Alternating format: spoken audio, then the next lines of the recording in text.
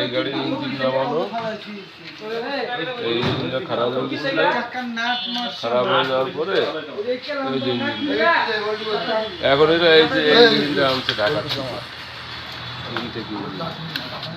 Faruk motor.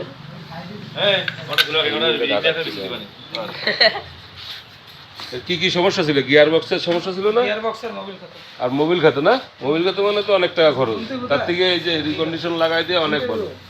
এই যে recondition engine original মনে করেন জাপানি চিটাঙে লাগাই দেয় স্বল্প খরচে। এই যে গাড়িটা দেখে রাখে, এই গাড়িতে লাগাবো। আর এই গাড়ির যে অরিজিনাল ইঞ্জিন ছিল সেটা হচ্ছে না এইটা,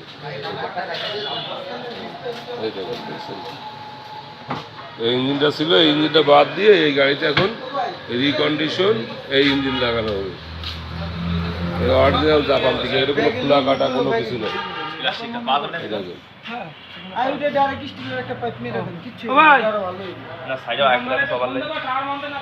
ফারুক মোটর।